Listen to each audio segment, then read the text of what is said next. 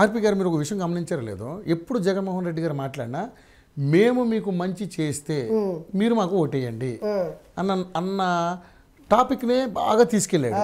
ఏంటి దాని అర్థం ఏంటంటారు? నేను నీకు అర్థం కాదు. ఇప్పుడు 175కు 175 వస్తాయని చెప్పాడు. సేమ్ అది కూడా ఇది కూడా అదే కదా, హిప్నోటిజం చేయడం, మభ్య పెట్టడం. ఇప్పుడు నేను జనాలు ఒక ట్రాన్స్ లో పెట్టడం.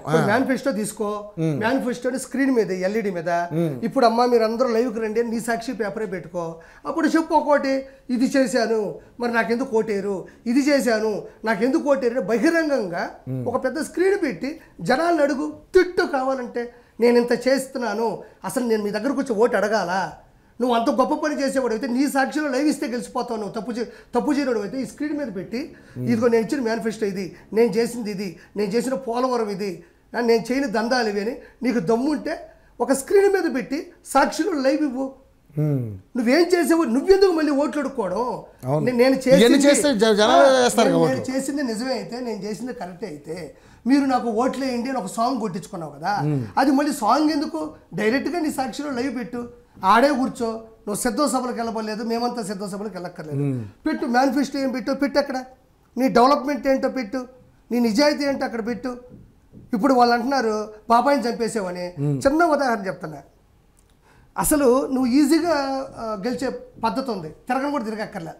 నిజంగా మీ బాబాయిని ఎవరు చంపారు అనే సెన్స్ నీలో ఉంటే, టీడీపీ వాళ్ళ లేదా బీజేపీ వాళ్ళ జనసేన వాళ్ళు చంపారు, వీళ్ళు ముగ్గురే కదా చంపుకుంటారు, ఇంకెవరికి మీ బాబాయ్ మీద కోపం ఉండదు కదా, దాన్ని ప్రూవ్ చేసి 152 సీట్లు అన్ని ఎంపీ సీట్లు గెలిచి నువ్వు ఒక మీ బాబాయి జరిపించినటువంటి హత్య రాజకీయంలో నువ్వు కనిపెట్టేస్తే, సాక్ష్యాధారాలతో కనిపెట్టేస్తే ఇంకా దోషులు ఉండేదేంది, ఇంకా అపోజిషన్ లేనట్టే కదా. చంద్రబాబు గారు లేనట్టే, జనసేన లేనట్టే, ఇంకెవరూ లేనట్టే. ఇంకా ఎవరూ లేనట్టంటే నీకు జరిగిన అన్యాయానికి సానుభూతి ఓట్లు పడతాయి. రెండోది అవతల ఎదవలని చెప్పేసి వాళ్ళని డిస్మిస్ చేసి సస్పెండ్ చేస్తారు, జైల్లో పడేస్తారు. ఇంకా నీకు అడ్డోదుపు లేదు కదా, మరి నీకు వచ్చిన ఈజీ అవకాశాన్ని నువ్వు ఎందుకు పోగొట్టుకున్నావు? నువ్వే పోగొట్టుకున్నావు అంటే వాళ్ళు చేయలేదని అర్థం. ఇప్పుడు అపోజిషన్ పార్టీలో ఉండే వాళ్ళే చేస్తుంటే నువ్వు ఇన్ని చేయక్కర్లేదు. తప్పు చేసింది వీళ్ళు అని నువ్వు సాక్ష్యాలతో సహా తీసుకొని వచ్చి కోర్టుకు సబ్మిట్ చేస్తుంటే కోర్టు శిక్ష వేసిండేది, వాళ్ళందరూ పోయి ఉండేవాళ్ళు. నీకు ఇంకా అపోజిషన్ లేదు. రెండోది మీ బాబాయినే చంపి నిన్నే ఓడిద్దాం అనుకున్న సానుభూతి ఇంకో 30 సంవత్సరాలు నేను నిలబెట్టులేదు రాజకీయ చరిత్రలో. అంటే నువ్వు ఆ పని ఎందుకు చేయలేకపోయినావు? నువ్వు ఈరోజు అమర్నాథ్ గౌడ్ అనే పిల్లవాడి మీద క్రసాలు పోస్తే తప్పించినోడివి, అన్ని ఇసుక దందాలు చేస్తే తప్పించినోడివి, ఇన్ని చేసినోడివి, మీ బాబాయ్ కేసుని నువ్వు ఎందుకు నిలదొక్కుని దాన్ని ప్రూవ్ చేయలేకపోయావు? ప్రూవ్ చేస్తుంటే నీకు అపోజిషనే ఉండేది కదా, జనాలన్నీ నీకే హర్షించేవాళ్ళు కదా. అంటే వాళ్ళు చేయలేదన్న విషయం ఇక్కడ పూర్తిగా తెలిసిపోతుంది.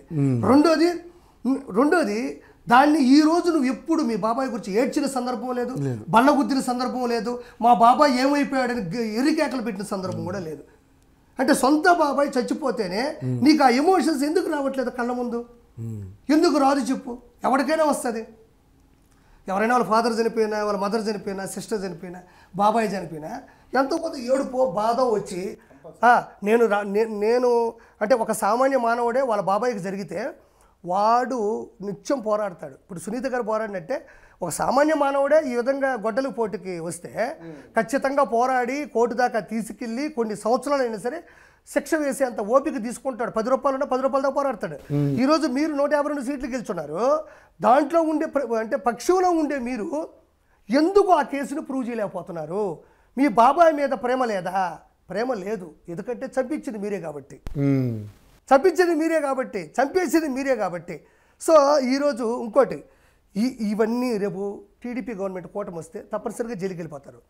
కానీ ఎక్కడ జైలుకి వెళ్తారా అని భయంతో కూడా ఈ మబ్బు పెట్టే ప్రయత్నాలు 175 మేము మంచి చేసే ఉంటే ఓటండి, మంచి చేసే ఉంటే అంటే నీ మేనిఫెస్టో పెట్టి నువ్వే చూపిస్తే తెలిసిపోద్ది. లేదంటే జనాల దగ్గర ఉండే మేనిఫెస్టో చూసుకుని వాళ్ళే మాట్లాడుకుంటారు. ఇక నువ్వు చేసేది ఏముందా? సంపూర్ణ మద్యపాన నిషేధం, నేను మద్యాన్ని ఎత్తేస్తానావు, సిగ్గు లేకపోతే నువ్వు ఎట్ట అడిగినావు అది?